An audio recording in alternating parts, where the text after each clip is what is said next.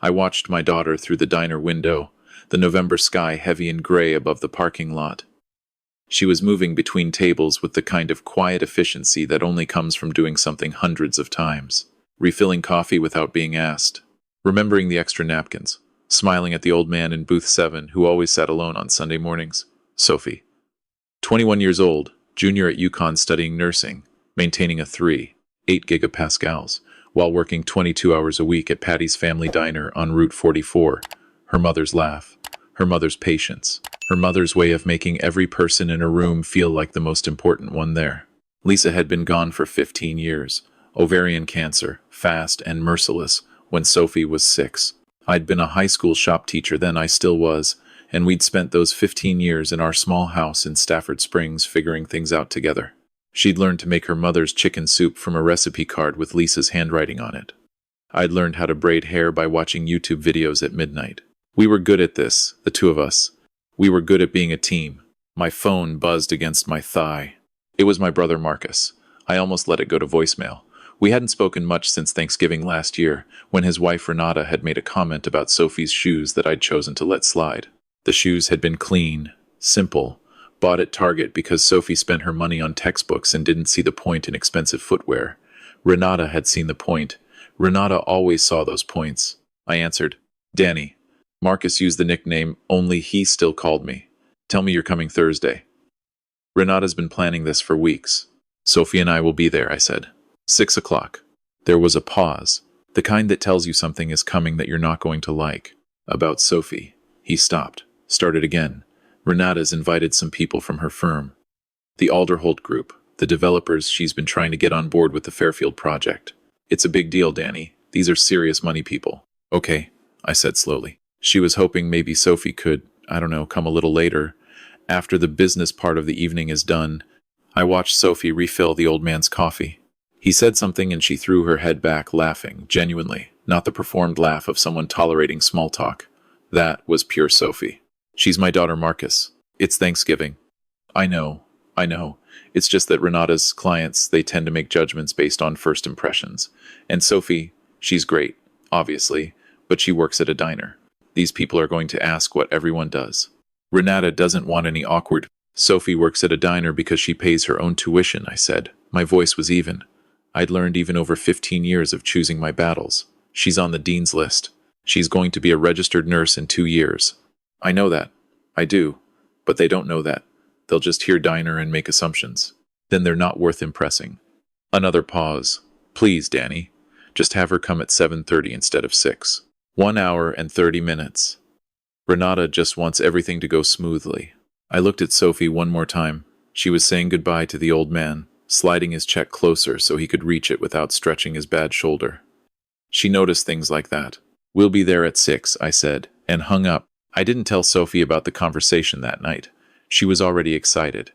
She'd bought a bottle of good olive oil and a fig jam from the specialty food store on her employee discount, wrapped it carefully in brown paper with a ribbon she'd tied herself. Aunt Renata's always talking about her charcuterie boards, she said, turning the package in her hands with satisfaction. I think she'll really like this. I told her she would. The drive to Westport on Thursday took about 90 minutes. Marcus and Renata had bought the house 4 years ago, right after they got married, right around the time Renata's father had gifted her a stake in the family development company. 8,000 square feet of stone and reclaimed wood on a half-acre, with a chef's kitchen and a wine cellar and a circular driveway that could hold 12 cars comfortably. I knew this because Renata had told me about the driveway, specifically the capacity of it, on the day they moved in. Sophie sat in the passenger seat in her good blouse, the deep green one she'd found at a consignment shop and ironed that morning. She'd done something with her hair. She looked beautiful. She looked exactly like her mother. You're quiet, she said, somewhere around Hartford. Long week, I said. You're doing that thing where your jaw's tight but you're pretending it isn't. 15 years of just the two of us. There were no secrets between us, not the ones that mattered. But this one I held a little longer, hoping I was wrong about how the evening would go. We arrived at 5:50. I'd planned it that way, the same way I always showed up slightly early to anything important, because I believed punctuality was a form of respect. The circular driveway had 4 cars in it already. A black Range Rover, 2 BMWs, a Tesla with a vanity plate I couldn't read from the angle I parked. I pulled in beside the Tesla in my 2014 Civic and cut the engine. Sophie grabbed the wrapped gift from the back seat, and we walked to the front door. Through the sidelight windows, I could see movement inside, people in nice clothes holding wine glasses, the warm amber glow of candles. I could hear something classical playing. I could smell the turkey from out here on the stone steps. Renata opened the door before I rang the bell. She was wearing a cream dress with structured shoulders and a necklace I was fairly certain cost more than a month of my salary. Her hair was blown out perfectly. Her smile was the kind you could see the effort behind if you looked close enough. Daniel. She leaned in for the cheek kiss she'd adopted in the last few years. Then her eyes moved to Sophie, and I felt the temperature drop 2 degrees. Sophie, you're early. We thought we could help set up, Sophie said, offering the gift. I brought something for you. Renata accepted it without looking at it and set it immediately on the side table by the door without opening it. The caterers have everything handled. Marcus is in the study with the Alderholts.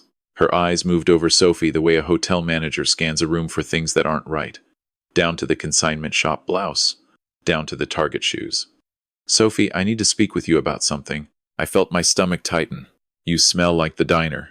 Renata said it the way you might say someone had tracked mud on the carpet. Observational. Unbothered by the weight of it. It's the fryer oil, I think. It gets into fabric. I showered and changed right after my shift, Sophie said. She didn't sound defensive. She sounded steady, the way she always sounded when she was absorbing a hit and deciding not to show it. I'm sure you did. But these things linger, don't they? In the hair especially. Renata tilted her head. The Alderholts are extremely particular. Catherine Alderholt has sensory sensitivities. I've had to tell the caterers not to use certain spices. She paused. There's a sitting room off the mudroom, through the garage entry. It's very comfortable, it's heated, and I'll come get you once everyone's settled at the table. 20 minutes, maybe 30. It's just a precaution. Sophie looked at me. I looked at Renata. I should have said something then. I know that now. I've replayed it 500 times in the 15 months since. The truth is, in that moment, I was still operating on the assumption that there must be some version of this that was reasonable, that the woman my brother loved couldn't actually mean what I thought she meant, that 20 minutes was 20 minutes, and making a scene at the door wouldn't serve Sophie. I told myself I would go find Marcus immediately. I told myself I would fix it from the inside. That was wrong. That was the mistake I made that I haven't fully forgiven myself for. It's fine, Dad, Sophie said quietly. She touched my arm once, lightly, the way she had when she was 7, and I was worried about something and she was comforting me instead of the other way around. 20 minutes. Go find Uncle Marcus. And she walked around the side of the house toward the garage entry, and I stood there and watched her go, and then I walked into that house full of strangers. Marcus wasn't in the study. One of the Alderholts was, a broad-shouldered man named Gerald, who told me Marcus had stepped out to take a call. I stood in the entry of my brother's study, and looked at the bookshelves lined with books I was fairly certain had been purchased by the foot, by someone hired to make the shelves look intellectual, and I thought about Sophie walking around the side of the house in her ironed green blouse. I found Marcus in the kitchen talking to one of the caterers. He saw my face and steered me toward the butler's pantry. She put Sophie in the mudroom, I said. He had the grace to look at the floor. I know, it's Thanksgiving, Marcus. The Alderholts are worth $6 million to Renata's project. She has been working this deal for 8 months. 8 months, Danny. If it closes, it changes everything for us. Your niece is sitting in a mudroom right now. She's sitting in a very nice... She's 21 years old. She drove 90 minutes. She bought your wife a gift with her diner money. My voice was low. The caterers were nearby. She's sitting by herself while we're in here talking about real estate deals. Marcus rubbed the back of his neck. He was 44. He'd gotten heavier since he married Renata, softer in the face. He used to coach my daughter's youth soccer team on Saturday mornings. He used to call Sophie his favorite niece even though she was his only niece. Always made a point of saying it. Always made her laugh. I was looking at him and trying to find that man. It's 20 minutes, he said. Half an hour. Then she comes in and sits at the table like everyone else. That's the deal. I walked out of the pantry, down the hall, through the great room where the Alderholts and 2 other couples I didn't know were talking about property values in coastal Connecticut, out the side door into the cold November air. The mudroom was off the back of the garage, separated from the main garage by a door with a small square window. I could see the light on before I opened it. Sophie was sitting on a plastic storage bench between a set of hooks, holding Renata's children's winter coats and a shelf of cleaning supplies. She was holding her phone face down in her lap. She wasn't on it. She was just sitting there in the good green blouse and the heated mudroom on a plastic bench between the Windex and the winter parkas. "Hey, Dad," she tried to smile. "Almost got there." I sat down on the bench beside her. The cleaning supply shelf was at my shoulder. Outside the small window, I could see the kitchen light, the caterers moving, the warmth of everything we weren't part of. "How long?" I said. "About 15 minutes. Has anyone else been in here?" She was quiet for a moment. Then, Tyler came out to get something from the garage. He saw me through the window. Tyler was Renata's son, 17, starting quarterback at his private school in Greenwich, never without a piece of Renata's particular brand of entitlement somewhere in his expression. He asked what I was doing. I said waiting. He said, "Like the help?" She paused. Then he went back inside. I felt something that had been slow burning for 4 years fully ignite. "Sophie, I'm fine. You're not fine. And I should have... Dad." She turned to look at me. Her mother's eyes. Steady and clear and too wise. "I've been dealing with this since Uncle Marcus married her. The first Thanksgiving, remember? She seated me at the kids' table. I was 17. Tyler was at the adults' table. He was 13. She didn't think I noticed. You didn't say anything, because you and Uncle Marcus had just lost Grandma that year. You were already sad. I didn't want to add to it." She folded her hands in her lap. "Last Easter, she talked about the diner to the Hendersons like it was something embarrassing. Like I should apologize for it. I heard her in the hallway. I put my arm around her. She let me. 'I work because I want to pay my own way,' she said, and her voice was steady, but I could hear the weight behind it. 'I work because it teaches me things.' I had a patient last clinical rotation, 83 years old, former school librarian, and she told me that no one had sat and really talked to her in 4 days. 4 days, Dad, and I sat with her for 20 minutes on my break. Because I'm good at sitting with people. I learned that from working at the diner. Renata's clients didn't teach me that. Their money didn't teach me that." She looked at the window. "I know who I am. I just wish she didn't make me feel like that was something to hide." I held her tighter for a moment. Then I stood up. "Come inside," I said. "Dad, please don't." "Sophie, come inside. We're going to sit at that table and you are going to hold your head up, because there is nothing about who you are that requires any apology to any person in that house." She looked at me for a long moment. Then she stood, straightened her blouse, and followed me through the side door. The great room was fuller now. 30 people, maybe 35, all in the kind of clothes that broadcast net worth. Renata had outdone herself with the decorations. A table that ran the length of the formal dining room, laid with white linen and crystal and autumn centerpieces, built around something she'd called harvest stalks when she'd described them to Marcus. These tall, dried arrangements in mercury glass vases, one at each end of the table, probably the most expensive floral arrangements I'd ever seen. Renata had mentioned the florist 3 times in the last month when Marcus was on the phone with me. Mentioned the cost once, accidentally on purpose. She materialized from the group near the fireplace the moment she saw us come through the side door. Her smile contracted. "I was just about to come get you," she said, looking at Sophie. Then to me, "Dinner's in 10 minutes. Let me show you to your seats." The place cards were already set. I found ours at the far end of the table near the kitchen pass-through, where the serving traffic would be constant. Sophie's card was at the very end, beside a post, partially blocked from the rest of the table by one of those harvest stock arrangements. You could seat her there, and the arrangement would mean you barely had to see her. I picked up both our cards and moved us 6 seats down to the middle of the table, where 2 place cards read Gerald and Catherine Alderholt. "Daniel." Renata's voice was silk over stone. "The Alderholts can have the end seats," I said. "They'll have more privacy there. Better for business conversation." Those seats were specifically chosen, then choose differently. I met her eyes. I kept my voice quiet. The people nearest us weren't paying attention. "Not yet. My daughter is not sitting behind a flower arrangement, Renata." She held my gaze for 3 seconds. Then she picked up the Alderholt cards with 2 fingers, her jaw set, and walked to the end of the table to rearrange them. We sat. The dinner started with a butternut squash soup that was genuinely excellent. The conversations around me were about things I had no opinion on. A new club in Darien, the best ski resorts in Colorado, and a renovation project in Greenwich that had come in $400,000 over budget, and whether that was the contractor's fault or the architect's. Sophie ate her soup quietly. She answered when spoken to. Gerald Alderholt, who'd ended up down at the far end, caught my eye once and nodded, the generic acknowledgement of two men who don't know each other at a party. Then the turkey arrived, and with it the main course. Sophie was passed the gravy by the woman to her left, smiled, said thank you, passed it on. She was doing everything right.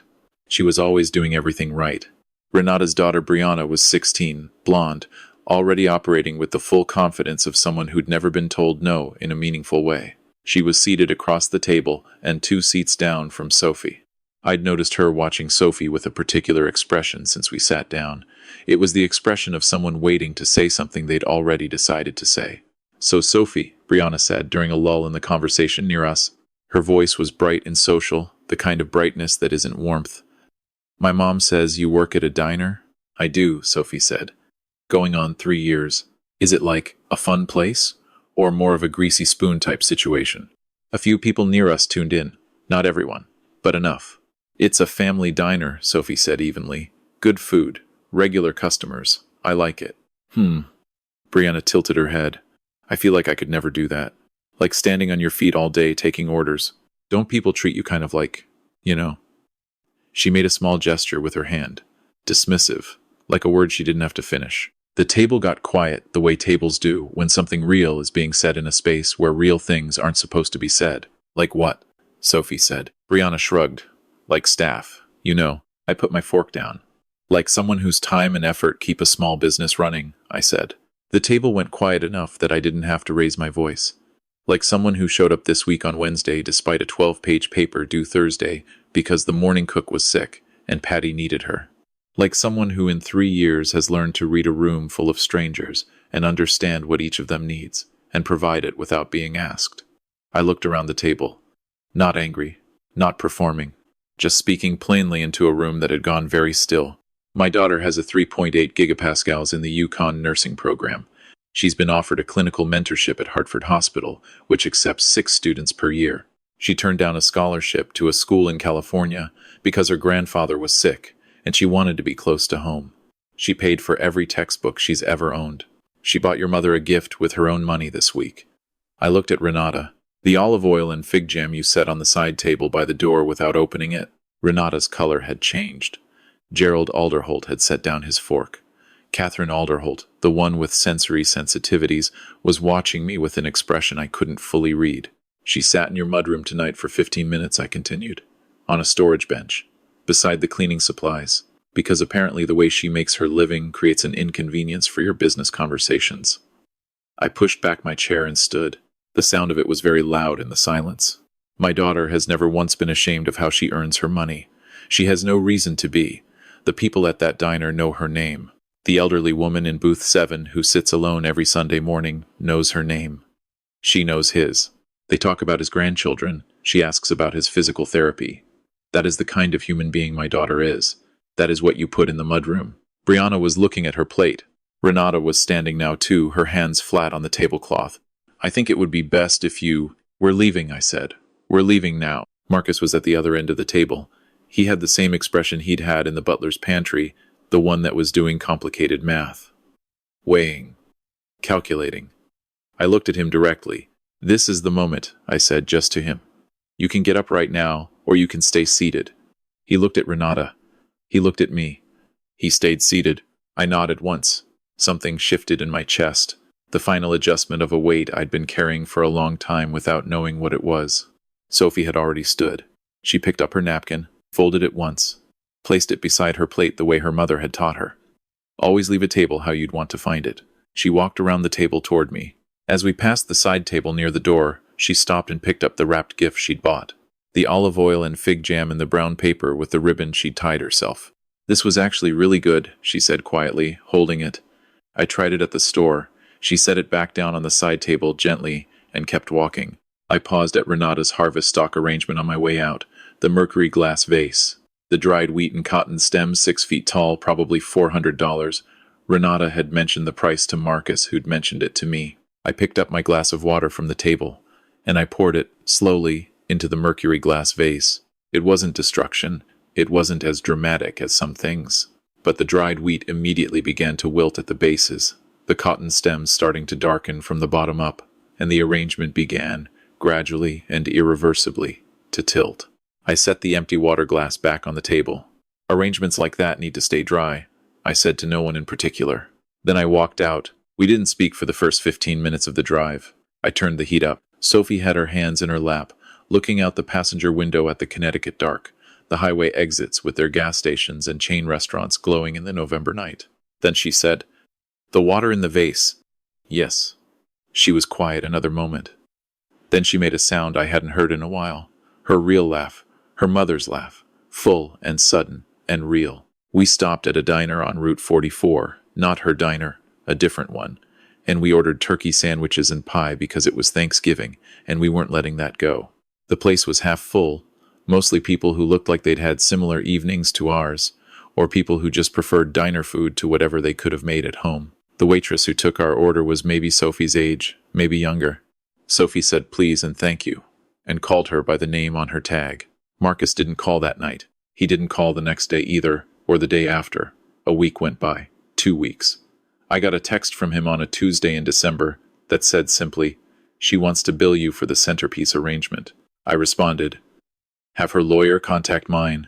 I didn't hear anything else about the centerpiece. Christmas came. Sophie and I drove to my friend David's house in Glastonbury, where he and his wife hosted a standing open invitation for anyone without somewhere to go, and we ate roast pork and played board games until 11. It was the best Christmas I could remember in years.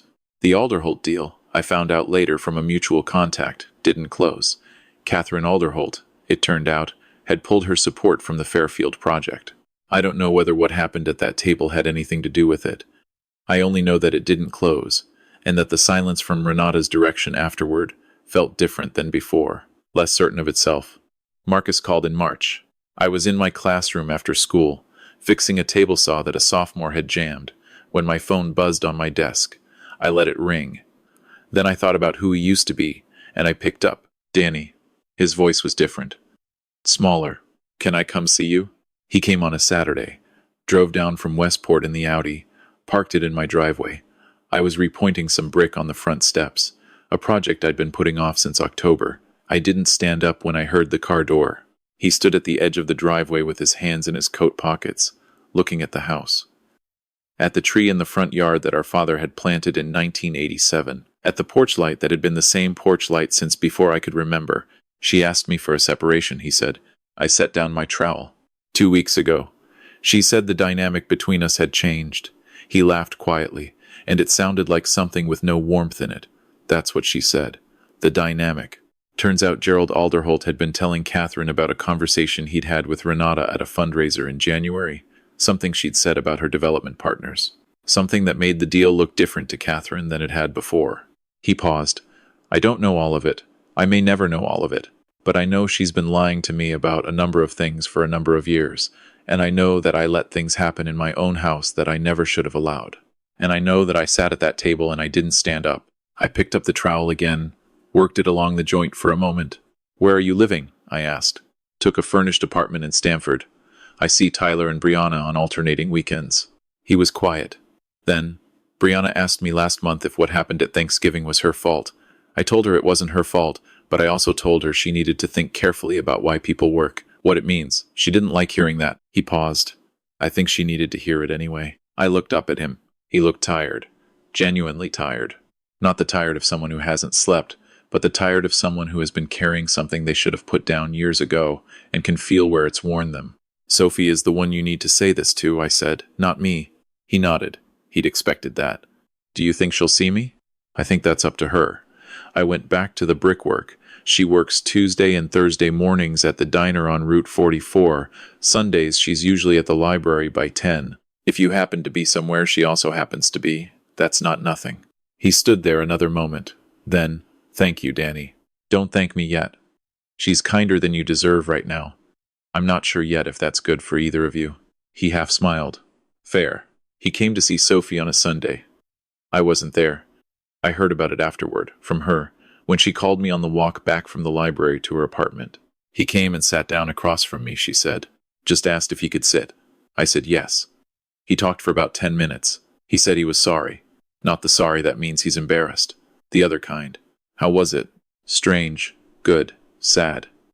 She was quiet for a moment, and I could hear the campus sounds around her, the wind, someone laughing in the distance. He looked like how I feel when I'm in clinical, and I realize I missed something that I should have caught.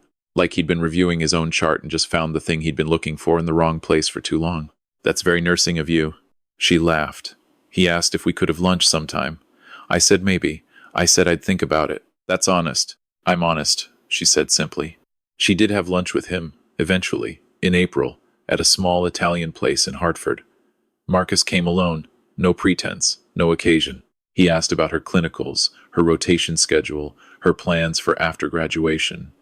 He listened to the answers the way someone listens when they're trying to repair something, careful and attentive. He didn't make excuses for what had happened. He said he'd spent 4 years prioritizing the wrong things and that he intended to spend the next 4 years being accountable to something better. Sophie told me he picked up the check and tipped 40% because she'd told him once years ago that she always tipped 40% at diners. She noticed he remembered. That summer, Sophie started her final clinical year. The Hartford Hospital mentorship she'd been offered came through officially, one of 6 students accepted from the entire state. I drove to the hospital on her first day and sat in the parking lot like an idiot and cried a little. Just to myself, just for a moment, because I kept thinking about a 6-year-old girl in our kitchen, learning to make her mother's chicken soup from a handwritten recipe card. And this is where that kitchen had led. She called me that evening from the hospital parking lot, about to drive home. "Dad, there was a patient today. 78. Retired schoolteacher. Cardiac monitoring unit." She told me she hadn't had a real conversation in 2 days. 2 days? 2 days. So I sat with her during my last break. She showed me photos on her phone of her grandchildren. 8 of them. Sophie paused. I told her I'd check in on her tomorrow. I didn't say anything for a moment. "Your mom would be so proud of you," I said. "I mean that in the most specific possible way. Not proud in general. Proud of exactly this." "I know," she said softly. "I feel her sometimes. Especially at work." "Me too." We were quiet together for a moment, the two of us 100 miles apart in our respective parking lots, and it felt like no distance at all. Marcus came to her graduation the following spring. He sat 3 rows behind me, and didn't make a point of it. Didn't try to insert himself into the photographs, just came and watched and applauded. Afterward, he found us in the crowd outside the auditorium. He shook my hand. He looked at Sophie in her cap and gown, and his eyes were red at the edges. "Your mother would have been insufferable about this," he said. "In the best possible way. She would have put it on bumper stickers." Sophie hugged him. She decided that herself.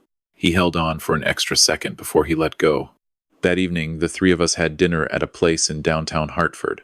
A good restaurant, not expensive in the way that announces itself, just genuinely good. We talked for 3 hours, about the job Sophie was starting at Hartford Hospital, about a fishing trip Marcus and I had taken with our father when we were 10 and 12 that we'd somehow never discussed since it happened, about the chicken soup recipe, which Sophie had been meaning to type up and laminate because the card with Lisa's handwriting was getting fragile. "Make 2 copies, Marcus said. "I mean it, in case something happens to one." "I already did," Sophie said. "A year ago. I gave one to Dad and kept one." Marcus looked at me. I shrugged. She thinks of things. We walked out into the spring night, the 3 of us, and stood on the sidewalk for a moment in that suspended way you do when an evening has been good and nobody wants to be the one who officially ends it. "Same time next month?" Marcus said. Sophie looked at me. I looked at her. "Same time next month," she said. I drove home alone on 91 North, with the windows down a little, the spring air cool and green smelling, and I thought about a Thanksgiving table, and a plastic bench in a mudroom, and a woman in a cream dress who had looked at my daughter and seen something small, and had been entirely, irreversibly wrong. I thought about what it costs to stand up, how it's never as much as you think it's going to be, and always worth more than you expected. I thought about Sophie telling a 78-year-old woman she'd check in tomorrow, and I thought, that is the whole thing, right there. That is the whole entire thing. Stand up for your children. Stand up for what's right. Not because it's easy, not because it doesn't cost you something, but because they are watching. They are learning what matters. They are building the people they're going to be from the moments you give them, and some of those moments come in mudrooms, and some come at dinner tables, and some come in hospital parking lots at the end of long days. And in all of them, the only thing that matters is how you treat each other. That's the whole thing. That's all of it.